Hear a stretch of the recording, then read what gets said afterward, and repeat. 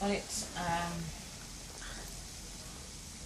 4:15 on Sunday, the 10th of August, 8 days out from the Olympics. Just wondering how I feel next Sunday at 4:15, as that'd be the day before the race, and we will actually be in Beijing. Just checked the weather report, and although it's wet here and raining, it's actually the same temperature and humidity as Beijing. Beijing today is 27 degrees and 89% humidity, and 85% humidity, and Jesu is 27 degrees and 89% humidity. So it's exactly the same, it's just that we've got the rain at the moment here. The way the weather is, dreary, that's the word to describe it, dreary and wet is actually how I feel. It's amazing how the weather can influence you, but I've had a big day yesterday training. But just sitting here with me, drinking me cup of tea, and you solve a lot of problems drinking cups of tea, I think, over the years.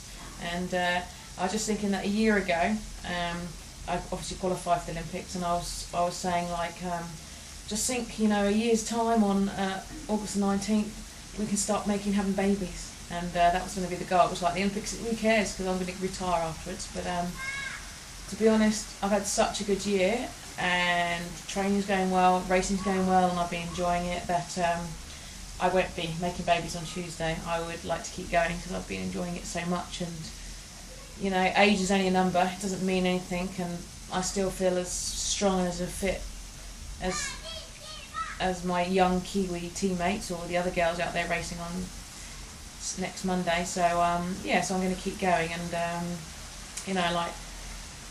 people say people have asked me the question of what you're going to do after the Olympics, and as far as I'm concerned, I'm going to keep racing.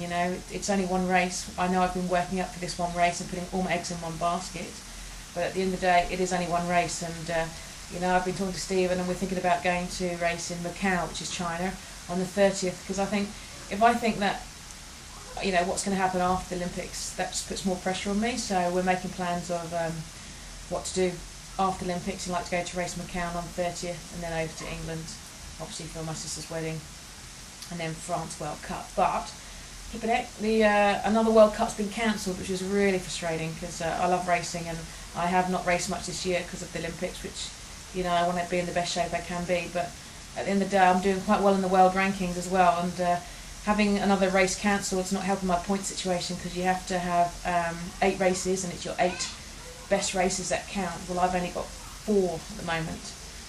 I would have had 8 if the others hadn't been cancelled, and now with this one being cancelled, I definitely won't get 8. So that's frustrating, but that's the way it goes.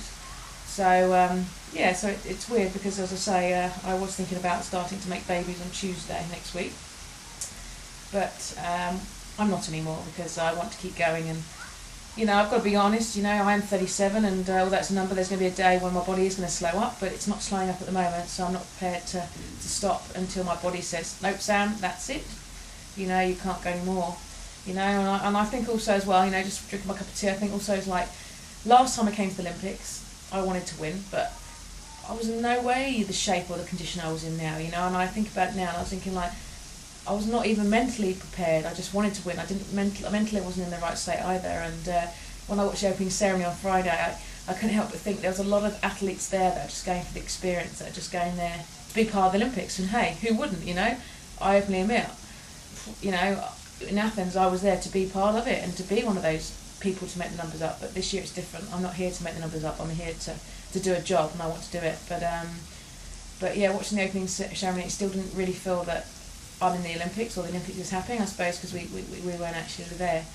But I'm a second Olympian, double Olympian now, and that's weird as well, thinking from where I've come from, like, even 10 years ago when I was 26, I was working at Farnborough Girls High School, just doing sport to keep fit and have fun, it's hard to believe that where I've come from, really. I can't believe what I've achieved, and although I keep going on about, right, I want to do what to win, I want to get that Olympic gold medal, I've got to also realise, it's like, wow, Sam, where have you come from? You've come from an age group, you've come from a youngster who loved their sport, enjoyed their sport, gave it 100%, but you were never really top of it, anything. You always were second and thirds, you never got the funding, you never got the the help that other junior athletes get. You're never part of a junior development program, you know, you always just miss the cut. And you know, when I think back to like now what I've achieved, it just amazes me, blows me away. It's just like, you know, sometimes I think, God, how did you do it, Sam? How did you do it? And it just amazes me what I've achieved, and I am proud of myself. And I've got to remember that next week going into it, that whatever happens, I've worked as hard as I can. I've done all the little things as best I can, and you know, at the end of the day, I've just got to, whatever happens next week, I've just got to remember that I did everything I can. And I enjoyed it. I enjoyed the process. I enjoyed the journey. And you know, to think that, you know, in 2001 I made age group 25 to 29, you know, second place, and I was stoked with that. And then the following year, you know, I was racing elite, but I was like finished the world champs in 35th position, sort of thing, you know. And I've come through, and it just amazed me, because even though I came through, I got to the elite team, but it wasn't like suddenly, here you go, Sam, here's some more money, or here you go, Sam, here's you know, part of this development program, or go on this training camp. I just did it. I just kept believing in myself and kept going. And yeah, it does amaze me of what I've achieved, and I am proud of myself. And I've got to keep that in perspective of when I go into the Olympics next week, that it is only one race. It is another race. It doesn't, whatever happens, although I will be upset, it doesn't change me. I'm still hopefully the person that people like. You know, chatty, doesn't stop talking, dizzy, whatever, that's still me, still, you know, I still have passion about my training. I still want to go into that event in the best shape I can, and hopefully people will know that, you know. But it is a concern, and as I said before, you know, that all the emails I'm getting from home, the letters of support that I get from school kids and that have said, go Sam, go, or, you know, written me letters, that's just amazing. And I can't let that overshadow that if I don't do well, I've let them down, because at the end of the day, I'm the only one that can get out there and do it, and at the end of the day, I'm the one that's worked so hard to get where I am today, so I've just got to remember that, but it's hard at times. But yeah, I'm proud of myself really when I think back of it, of where I've come from. I can't believe I'm 37 though, that's just amazing. But the guy that came second in the road race yesterday was 37, so that's good news to hear. But yeah, it's been a good career, been a good, you know, it's not over yet either, but it's been a good sport career. I'm looking forward to going back to New Zealand though and racing in the summer circuit, because like, you know, a lot of my sponsors are New Zealand based, and although I promote them over here in Korea or Europe, you know, a lot of people like go, and who's that? Where at least when I race in New Zealand on the summer circuit, you know, I can get back in contact with old friends and everything, you know, because like a few people that started doing racing when I raced, they've sent me emails sort of thing, and it's like, oh wow, I remember saying, oh wow, how's she going? So it'd be really good to catch up with everyone and get back involved in the New Zealand circuit, because I did miss that this year, so that'd be cool.